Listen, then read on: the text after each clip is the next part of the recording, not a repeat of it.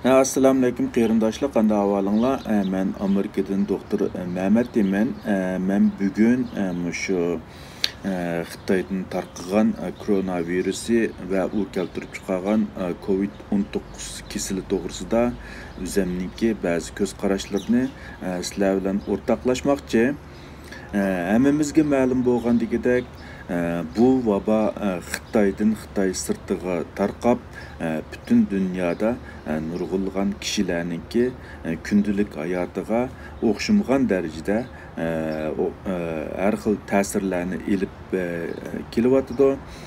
Bu vaba tufaylidan nurg'un davlatlarda o'xshamagan tadbirlarni ilib, ba'zi davlatlarda ish to'xtatib, butun tijoratlarni to'xtatib, insonlarni uyda o'ltirishga da'vat qilgan bo'lsa, ya'ni ba'zi davlatlarda bo'lsa, bu vaba tufaylidan nurg'un insonlar ishsiz qilib, turmushi ig'ir qiyinchilik ostida qilyotidi. Endi o'xshamagan davlatlarda ilingan tadbirlar o'xshash bo'lmag'achqa, anandan keyin insonlarningki bu vaboga bo'lgan tonishi va uningga jiddiy qarshi o'xshash bo'lmag'achqa, ba'zi davlatlarda bu vabo ko'zga ko'rinarli darajada kontrol bo'lgan bo'lsa-mu, lekin boshqa davlatlarda texnik kontrol bo'lgani yo'q. Aksincha bu vabo shu yaqinqi 1-2 oy ichida burunqiga nisbatan texmi tiz kengayib, hozir kuniga 200 ming bilan 250 mingdan orasidan ko'paymoqda. Hamda bo'libmi shu Latin Amerikasi, anandan keyin shu Osiyodagi bir qism davlatlar va Afrikada bu kasal hozir ig'ir tahdid ilib kelmoqda. U davlatlarningki har xil sharoitlari sababidan garchi bu kasalga giribdor bo'lgan yoki bu kasal bilan yuqumlanganlarga yetarlik tekshirishlarni ilib berish sharoiti bo'lmaslik sababidan kunda e'lon qilayotgan son uncha yuqori bo'lmasmi, biroq reallik ahvol bu hukumat status qilingan ahvollardan xilila yuqori. Endi shu Amerikaga o'xshash bir qism taraqqiy qilgan davlatlarda har kuni degidek yetarlik odamlarda tekshirish ilib berib, uning bilan yuqumlangan kishilarni statistikasida mukammal bir statistika nisbatan aytgan vaqtida mukammal yoki to'liq bir statistika bo'lganligi uchun bir qism davlatlarda bu kasallikning tarqalish ahvoli haqiqiy ahvolni biroz aynan aks ettirib bergan bo'lsa-mu, lekin nurg'unlagan davlatlarda yuqorida men deb o'tgan sabablar tufaylidan bu amaliy ahvol toza yaxshi aks ettirib berilmaydi. Shundaq bo'lsa-mu, men yuqorida deb o'tgandagidek bu kasal kuniga 200 ming bilan 250 mingdan ko'payotidi. Amerikada bo'lib qolsa, Amerikada ahvol o'xshashlar ig'ir bo'lib, dastlabda shu 3-oylarda ig'ir tarqalgan ba'zi shtatlarda ko'z ko'rinarli darajada kontrol bo'lgan bo'lsa-mu, lekin boshqa shtatlarda bu kasal tiz ko'payib, hozir kuniga 70 ming atrofida ko'payotgan ahvol bor. O'lganlarningki nisbatan aytgan vaqtida burunqidan sal tuvallagan bo'lsa-mu, lekin yana butun dunyo miqyosida hozir kuniga 5 mingdan ortiq odamningki bu vabo tufaylidan o'layotganligi ma'lum.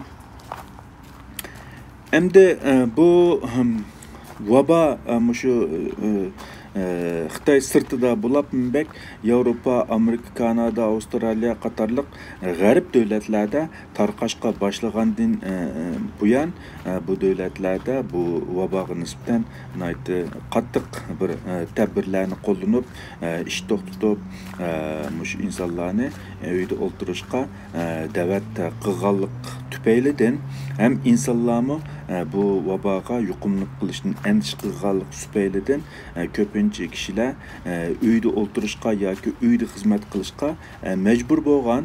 Shu sababdan insonlarningki harakat doirasi tarib mushu 2-3 oylik mushu vabodan mudofaa ko'rib uyda xizmat qilish jarayonida nurg'un kishilarningki badan ig'irligining ishib ketganligi yoki salomatlik ahvoliningki burunqidan nacharlashib ketganligi bular ro'yi jihatda bir xil jiddiychilik yoki endish qilish paydo bo'lganligi ma'lum.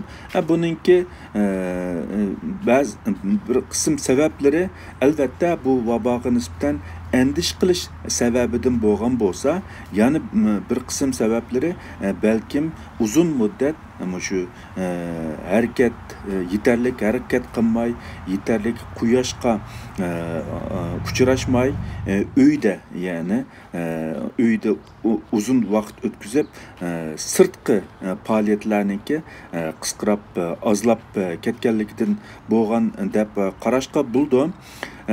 Hozirgi ahvoldan qaragan vaqtida bu vabo qisqa vaqt ichida kontrol bo'lmagandek, ya'ni bu vabo bir qism davlatlarda kontrol bo'lgan bilan uningki yana qaytib kelish ehtimoli nihoyatda yuqori. Shunga bu vaboga nisbatan ilingan tadbirlar meningcha biroz burunqidan farqli bo'lishi kerak deb qarayman. Chunki biz bu vabodan uzun muddat g'olib kelishimiz uchun o'zimizni uyga solash emas, balki o'zimizningki mushu vaboninki tarqilishiga bo'lgan tushunchamizni yuqori ko'tarish bilan birga u vaboga qarshi har xil tadbirlarni ilish, anandan keyin eng muhimi bizningki mushu immunitet kuchimizni yuqori ko'tarish. Buningda eng muhim bo'lgani nima degan vaqtida mushu kundalik harakat doiramizni kengaytirish, ya'ni badan chiniqtirish, har xil uydan sirtqa mushu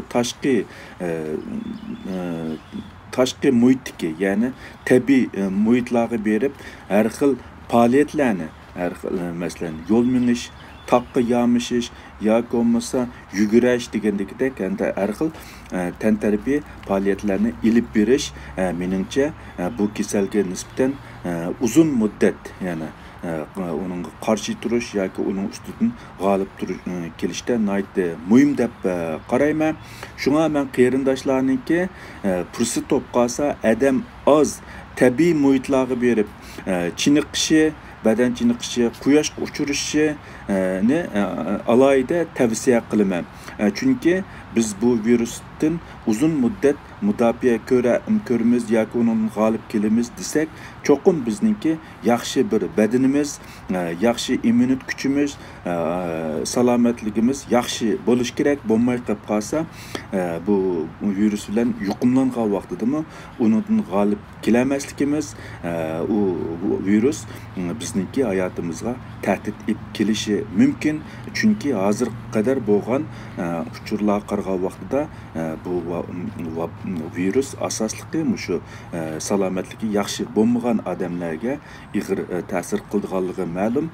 Shunga men qarindoshlarningki fursat topib qolsa sirtlarga chiqib badan chiniqtirishga, quyoshga uchirishni alayda tavsiya qilaman. Hammanglarning anglag'ininglarga ko'pdan ko'p rahmat. Aman bo'linglar, xayr xo'sh, Xudoga omonat.